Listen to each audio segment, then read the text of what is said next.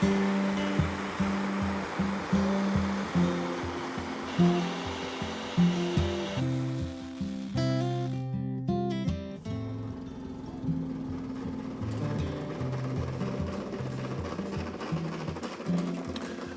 back to the shop, friends.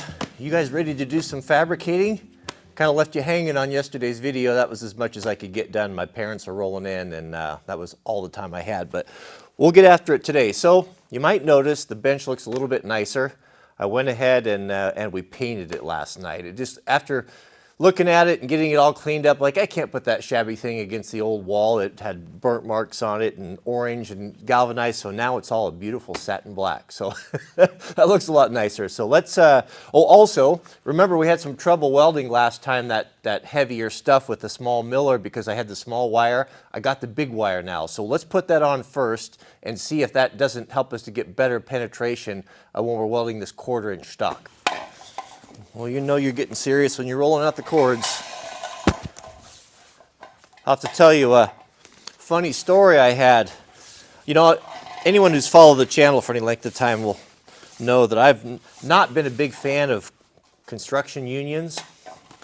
And I know everyone has their opinion on that, but I've had some pretty bad experiences with them. Let me plug this in. I'm going to share you one of the better ones. Rolling out these cords reminds me of that story. So I used to work for this a huge construction company that was based in San Francisco, and I was a commercial superintendent. I oversaw high-end retail stores where we'd move into these fancy malls just with they call it a nil shell or an empty shell, and do this whole store build out, turn it from steel studs into $1 million stores like Gap, Hugo Boss, Bally Shoes, you know, a lot of retailers like that, mid and high end, right? So my job was they'd send me a set of blueprints and a airline ticket, and I was on the road most of the time, and I would travel. I've worked in Texas and DC and New York and Florida, all over the place. These jobs lasted typically about 6 to 10 weeks, right? They were real high. It was get it done fast type of thing. So my first experience with the union, it was Chicago. That's what it was. Chicago. It was the most corrupt place I've ever worked before. So I was building a story in Water Tower Place. That's downtown, just a stone's throw from the Miracle Mile. I don't remember what store I was building. Maybe it was at Chico's. I can't remember. Anyway, so it was the first day on the job, and on the first day I had 2 trades scheduled. I had the framers, which steel stud framers, and I had the electricians, right? So the steel stud carpenters come in, and you know we're on tight schedules, man. These things have to open. We guarantee delivery, guarantee opening dates.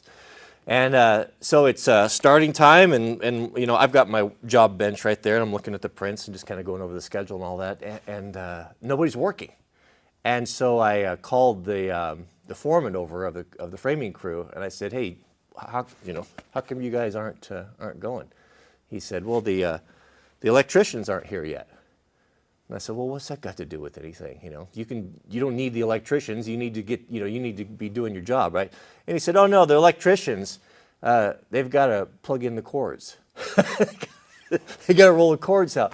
And sure enough, I wouldn't have believed it had I not been there. Those guys sat on their lunch pails until the electrician finally showed up an hour later and plugged in their cords for them. See, that's why I don't like unions right there. It got worse from that. We had to pay cash bribes to the elevator guy and cash bribes to the guy that ran the underground parking if you wanted to have a dumpster in there or if you wanted to bring your drywall up the service elevator. I mean, it was unbelievably corrupt, crazy. But rolling out those cords, that reminded me of that story. Goodness, is there anything prettier and more iconic than Miller Blue? Maybe John Deere Green. John Deere Green's pretty iconic. Okay, we're gonna swap out this small wire. Well, this is the 023 here, and exchange that for the bigger wire. Let's see here. I should probably just cut this. I got my snap-on nippers replaced. Bless him, well, new friend, our old neighbor that we moved away from. You haven't met him. He hasn't been on video. Has a connection with Snap-on, and bless him, he stopped by. I had collected. I had a big old box of Snap-on tools that had broke over the years, and you know, if you don't have the guy coming by the shop, you know, you just can't track those guys. They're never around when you need them. But he took them all in for me and got them replaced. And one of those was my nippers. And man, oh man, the new ones, they are so good. You just can't beat Snap-on tools. They're just absolutely the best. So I got this new wire. I ordered it from this company, Welding City, online. They had good prices. What knife am I carrying today? I lose track. Oh no, I got out here without a knife. Boy, don't tell Jack about that. I give him grief constantly because he's always forgetting his pocket knife. It's amazing. The one time I forget my pocket knife, he's always asking for it. This here is I guess kind of the drive wheel. This turns on a motor, and your wire runs down through there, right? Pulls it into the shielded cable. Oh, look at that. Now that right there, that's some brilliant design. You simply turn it. Look at that, guys. See the 3 grooves in there? Small, medium, and large? Rather than having a separate piece that you're going to lose, these little holes are set at different depths. So small, medium, and the big wire. That is brilliant. You know what? One of the best days of my life was the day I got rid of that hateful ESAB welder and replaced it with a proper Miller.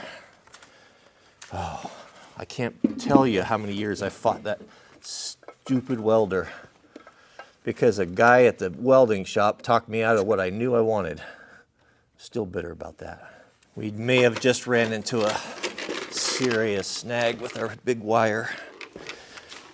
If Miller provided this piece that I need right now so that I can keep working, I'm going to be forever in their debt.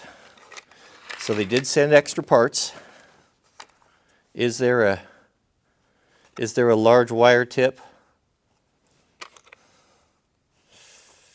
Oh man, I don't know. That's not it. This isn't looking good, guys. They did. They did. They sent 2 of them.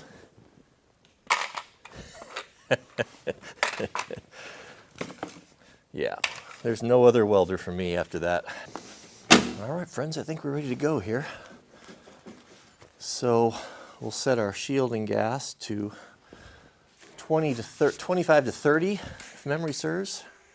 We'll go 25. I think we are ready. Now, last time, there's a lot of great welders in the comment section. Several of you subscribers are professionals at this, and you guys told me that one of the reasons why I was lacking proper penetration is not because I'm an East Coast guy, but because didn't have enough heat on here. And they said if you don't quite have enough welder, enough horsepower to weld steel, if you preheat, it can make a big difference. So I got my map gas here. I'm going to get everything set up and we'll do that. I'll preheat it because it's about 24 degrees outside, and it's this steel is very, very cold.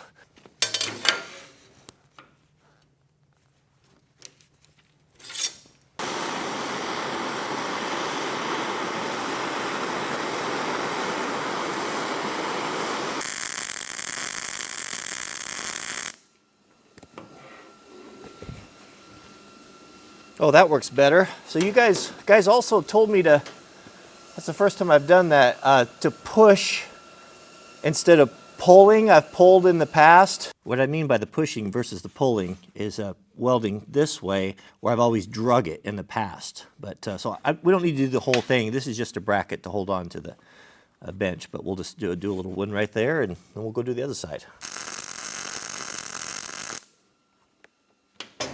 So why did that weld turn out so much better than the ones in the past? Was it the preheating? Was it the bigger wire? Was it the method of pushing versus pulling? You know, if I have to say, it's probably just probably a combination of all of the above that all contribute to a better looking weld. Well, that about takes care of it. So one question that I have is that I've noticed that, see these splatter balls here? What causes that? And what can a guy do to get rid of that so you don't have it? And it's not a big deal, but you know, it's just one of the things to clean up. But I was just curious, for those of you guys that are welders, what causes that? And how do I make that not happen anymore? Okay, let's put this into place and start setting up shop. Tool of the year. Everyone was asking what model this is. This is the GB40. It's not the biggest one, but if you don't have a diesel truck or anything smaller like a regular gas truck, should be fine. I'll put a link to this one, an Amazon link in the description if you're interested in it. It'd be a great gift for anyone.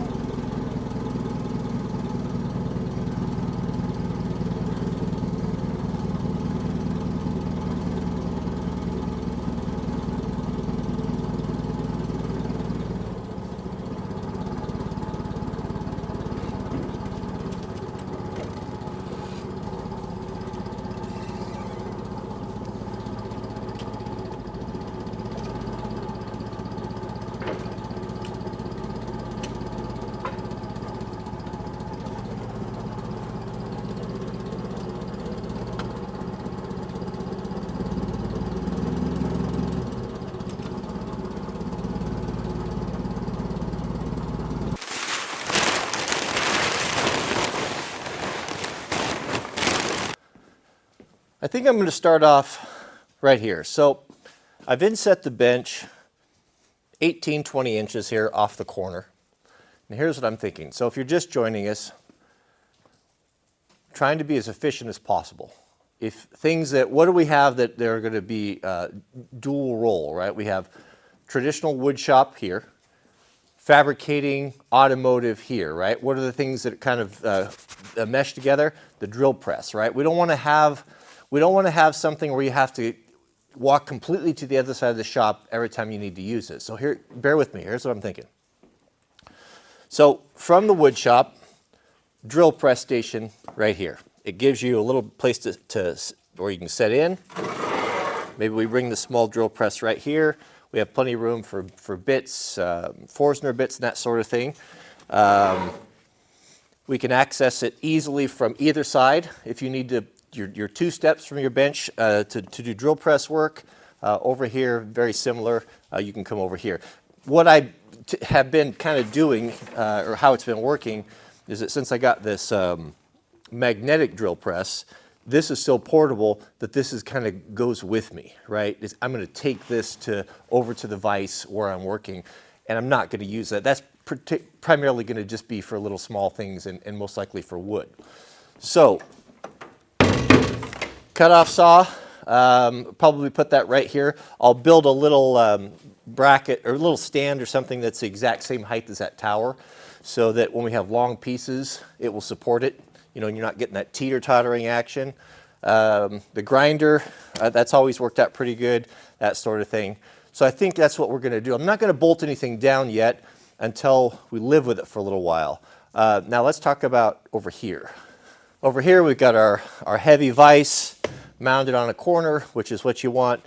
Now we're able to freely work from both sides, which is really important with a vise, as of course you guys all know. And now here on this wall, we have plenty of room. We could even put the big roll-around toolbox right there. Maybe we store the Welder plasma torch right there. What we kind of want is, what's always such a hassle for me is that you need to cut, you need to grind, you need to weld something, a neighbor comes by, he needs something, you know, to not have everything all set up and ready to go. You know, it's just oftentimes it's just aggravating. So to be able to come here and have all 3 grinders set up there on a nice hanger, plugged in, ready to go, the welder's plugged in, ready to go, all you got to do is clamp your piece of material in the vise, turn on your welder, turn on your gas, put your hood on, and go. That's kind of what we're going. When you need to cut a piece of steel, you know, you don't want to drag a bunch of stuff out off of a shelf. You know, you come over here, everything's plugged in, you put your your angle iron on there and you cut it, and you're efficient, right? You're 4 or 5 steps away from your drill press. You know, that's kind of where we're going. Also,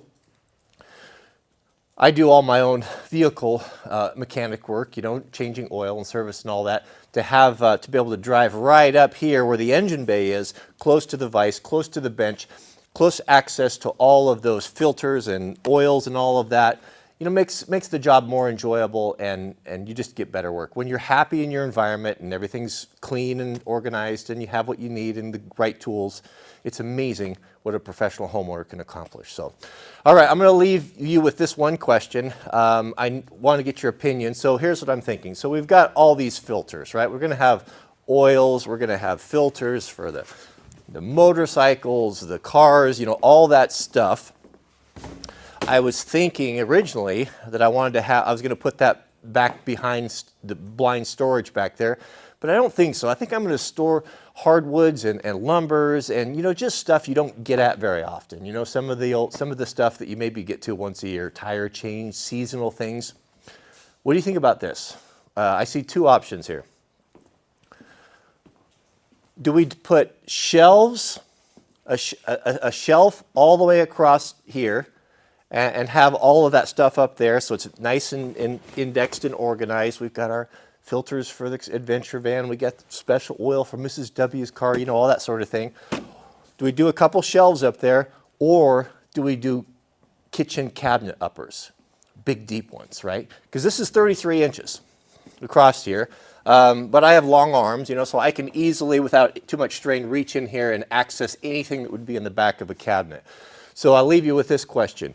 Do we go with 2 layers of just open shelving, or do we put a full row of kitchen cabinet style uppers? And if we do the uppers, do we put drawer faces on them? Well, not drawer faces, cabinet faces on them, or just leave them open? I kind of like to leave them open, because what it would be nice is at a glance you can see, oh, hey, I'm low on 520. Oh, I'm low on 90 weight. Oh, I don't have enough air filters, that sort of thing. So I kind of like the open aspect of it where you can kind of see it. But let me know what you think. Kitchen cabinets, uppers, or open shelves. And I'll leave you with that. So thanks for watching. May God bless you and your families. Snow is coming. It's so cold out here today. It feels like it. It's in the forecast. We might wake up. It might start snowing tonight at 5. So that would be awesome. So we'll share that with you if that happens. So what's up? Well, Friday. We'll see you tomorrow. See you tomorrow. Thanks for watching. May God bless you and your families. And we'll please keep us in your prayers. And we'll see you guys on the next video. What are you guys making us for dinner? We're making potatoes. Potatoes and what else? We're making beef and salad. Salad, potatoes, and pot roast? Yeah, I'm cheating tonight. Ooh, that sounds cheating. How's that cheating? Well, because I'm doing the fast pot roast. It's one of those nights. You know, you don't have to tell anyone. What happened to Deceptively Delicious?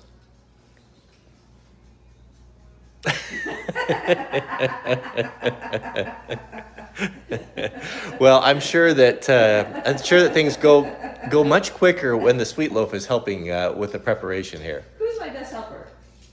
Is it you?